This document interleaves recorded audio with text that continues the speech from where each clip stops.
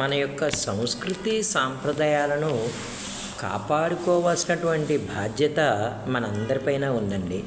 అది కూడా విద్యార్థి దశ నుంచే మనం పిల్లలకి కాస్త తెలియచేసినట్లయితే మరింత లాభదాయకంగా ఉంటుంది. ఇలాంటిదే ఒక కళాశాలలో జరిగినటువంటి సాంప్రదాయ దినోత్సవం, అదేనండి ట్రెడిషనల్ డేకి నేను అటెండ్ అయ్యానన్నమాట. చక్కగా ఆ కళాశాలలో దృష్టిలో ఉన్నటువంటి సిద్ధార్థ మహిళా కళాశాల అన్నమాట. ఎంతో చక్కగా అలంకరించినటువంటి కళాశాల ప్రాంగణంలో విద్యార్థినులు చక్కటి సాంప్రదాయబద్ధమైనటువంటి వస్త్రధారణతో పాటు సాంప్రదాయమైనటువంటి ఆటపాటలతోని ఎంతో అలరించినటువంటి విధానం అనేది ఎంతోమందిని ఆకట్టుకుందండి.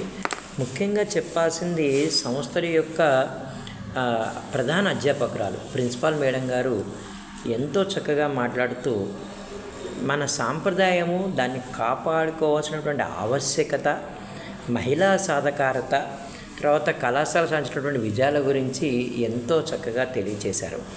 ఇక యాంకరింగ్ విషయానికి వచ్చినట్లయితే కళాశాలకు చెందినటువంటి విద్యార్థులు ఎంతో చక్కగా యాంకరింగ్ చేసినటువంటి విధానం అనేది ఎంత అలరించిందండి.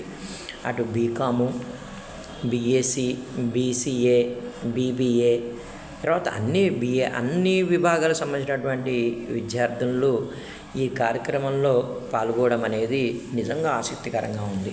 ఇంకొక విషయం చెప్పాలంటే విద్యార్థులు ఆ సంస్థలో పనిచేసేటటువంటి అధ్యాపకులకి పెట్టినటువంటి కొన్ని కార్యక్రమాలండి నిజంగానే చాలా ఫన్నీగా ఉన్నాయండి. అంటే కళ్ళకి కంతలు కట్టి కొన్ని వస్తువులు పెట్టి ఈ వస్తువు ఏమై ఉండవచ్చు అని చెప్పి అడిగినటువంటి ఆట అందరి లెక్చరర్ని, తర్వాత మన teaching and non teaching staff అందరినీ కూడా ఇంక్లూడ్ చేసుకునే విధానం బాగా నచ్చిందండి.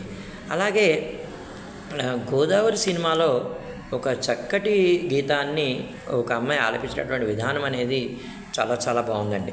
సాంప్రదాయ నృత్యాలు అనేవి మన యొక్క కట్టుబాట్లను, మన వ్యవహార శైలిని అవి తెలియచేస్తాయన్నమాట. నిజంగానే ఈ విధమైనటువంటి సంస్కృత మనది, ఈ విధమైనటువంటి సాంప్రదాయాలు మనవి. ఎందుకంటే భారతదేశం అనేది అనేక రాష్ట్రాలతో సమ్మేళనమైనటువంటి దేశం అన్నమాట.